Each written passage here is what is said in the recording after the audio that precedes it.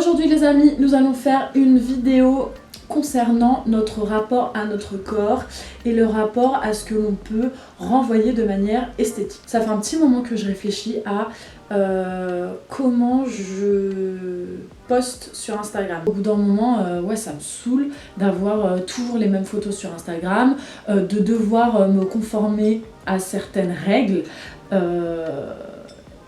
Ouais, j'ai envie de poster des trucs où bah, je me trouve moche sur les photos, je me trouve pas terrible, je suis pas à mon avantage, etc. etc. Mais je le fais pas. Pourquoi je le fais pas? Parce que y a ce truc de t'as envie de plaire en fait.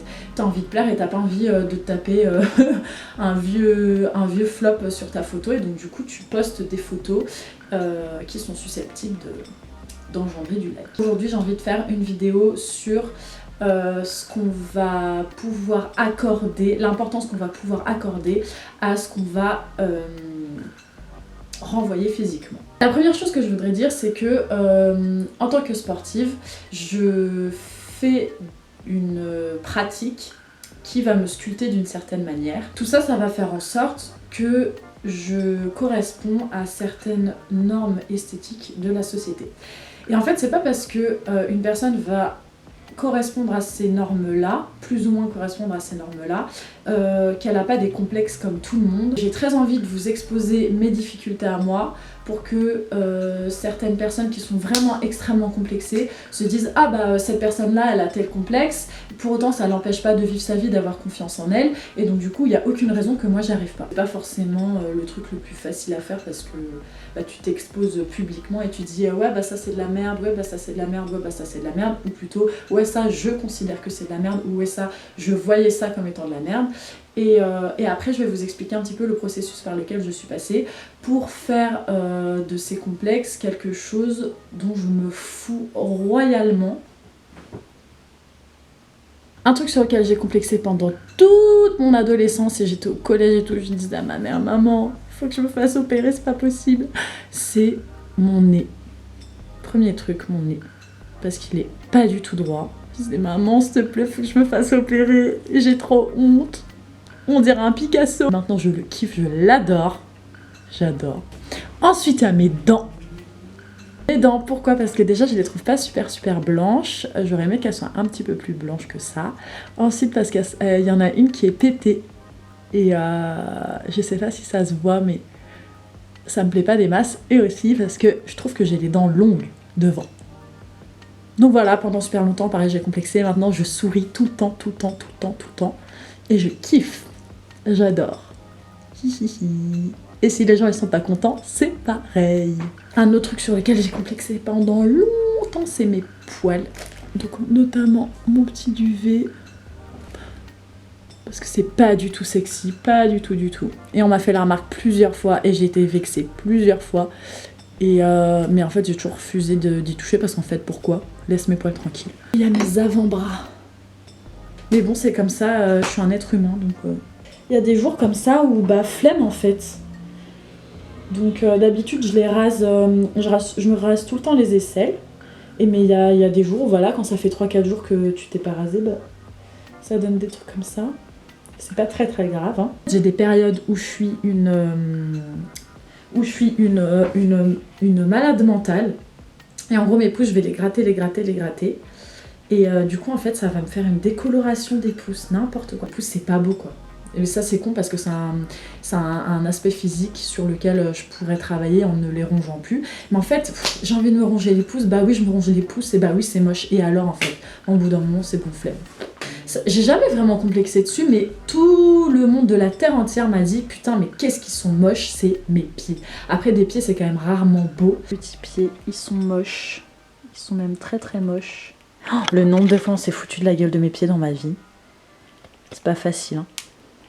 Mais bon, maintenant je les kiffe, je les trouve trop mignons. Et le dernier truc où je complexais, c'est mes vergetures. Donc au niveau de mes cuisses, donc pareil à l'adolescence quand vous avez votre corps qui se développe, et bah forcément ça vous crée, enfin forcément non, il y en a qui en ont pas, mais ça peut vous créer des vergetures. Moi ça m'en a créé au niveau des fesses et des cuisses.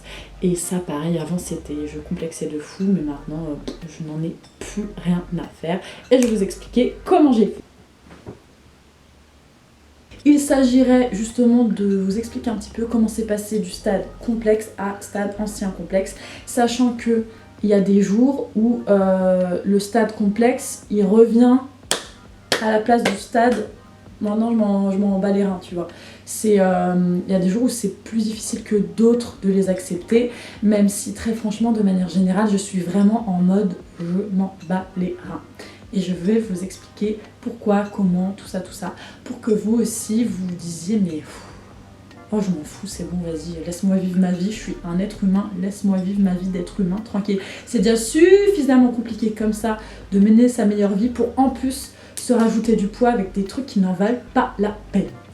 Alors je pense que le premier truc important c'est de prendre du recul par rapport à son physique et par rapport à l'importance qu'on peut attribuer à son physique. De deux manières. La première manière c'est en fait de comprendre que ce qu'on va considérer comme beau, ça va être dicté par notre société, tout simplement. Les standards de beauté qu'il y avait dans les années, dans les siècles précédents, n'étaient pas nos standards de beauté d'aujourd'hui. Et donc en fait, il faut comprendre que ça a été certaines personnes dans certains milieux, dans certains cercles, qui ont décidé pour nous de ce qui serait beau, de ce qui serait moche, de ce qui serait laid, de ce qui serait acceptable, de ce sur quoi il faudrait complexer ou pas. Et je pense que déjà prendre conscience de ça, ça permet de prendre du recul sur l'importance que peut avoir le physique. La deuxième chose qui permet de prendre du recul, c'est le fait que, bien évidemment, que dans notre société, notre enveloppe corporelle va être importante dans le sens où c'est la première chose qu'on va voir chez l'autre. Ça va être très, très bateau ce que je vais dire, mais ce qui va compter énormément chez une personne, c'est quand même ce qu'elle a à l'intérieur.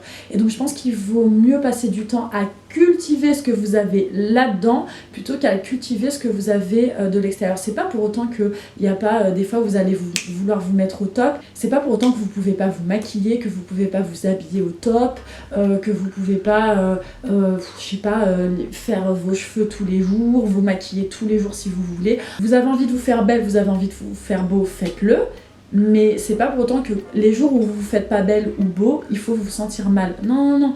En fait, tout ne se définit pas par le physique et par l'esthétique. En fait, dans notre société, dans notre manière d'interagir avec les autres, le physique va constituer quelque chose de primordial par lequel vous allez juger une personne au premier abord. Donc oui, il y a une certaine forme d'importance, mais c'est pas le truc le plus important.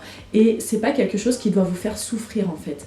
C'est quelque chose par lequel vous pouvez porter certains messages. Par exemple, des personnes, je sais pas, qui vont avoir un style vestimentaire assez particulier, ça va les aider à s'affirmer et à affirmer leur identité. Donc ça, il n'y a aucun problème.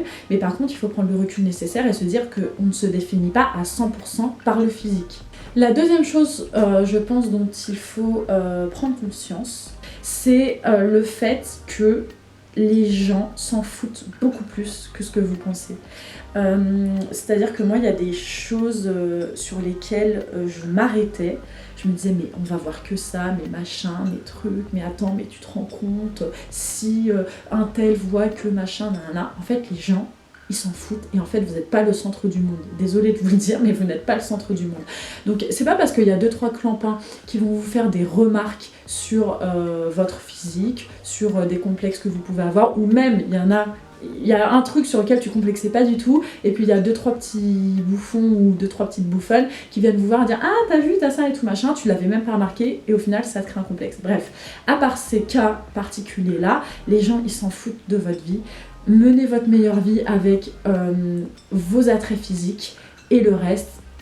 Et plus vous allez assumer ce que vous êtes, et plus les gens vont l'accepter. C'est comme quand on dit que plus vous vous aimez, plus vous allez donner des raisons aux autres de vous aimer, ça va être exactement la même chose. En fait, vous allez le dégager et vous allez voir que les autres autour de vous, ils vont réagir de la même manière par rapport à vous.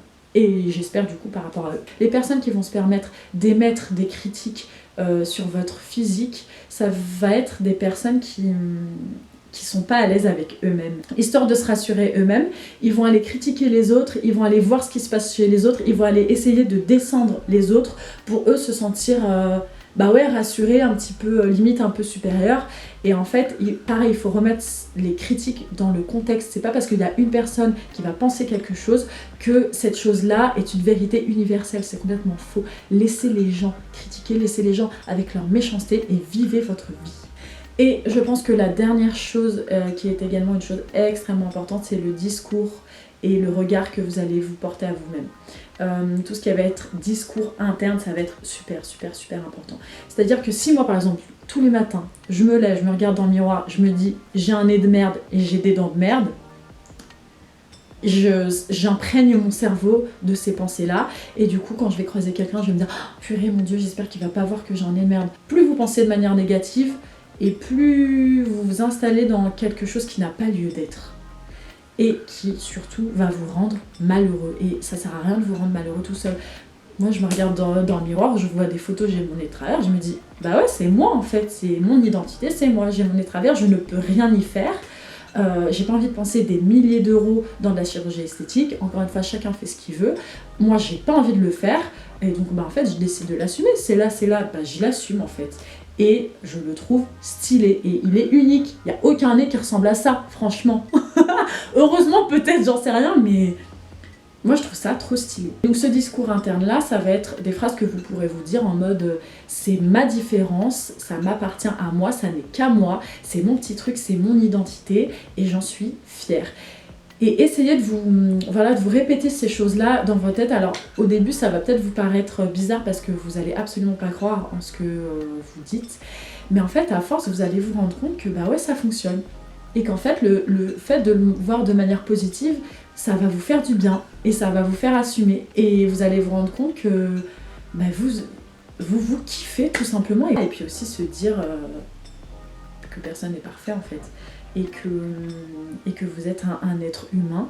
Et que comme tout être humain, vous méritez d'être heureux, vous méritez de vous aimer. Si vous êtes comme vous êtes, que des personnes viennent vers vous et qu'elles vous kiffent comme ça, et ben en fait c'est elles les bonnes personnes. Et s'il y en a qui critiquent, qui sont pas contentes et tout machin, bah, je sais que c'est pas du tout facile à faire parce que on est dans une société d'images. Sur Instagram, sur les réseaux sociaux, on a des images de fou tout le temps dans la tête. Mais c'est pas parce que c'est pas facile que c'est impossible. Je vous embrasse très fort, vous êtes très belle et très beau comme vous êtes et kiffez votre vie comme vous êtes. Mouah.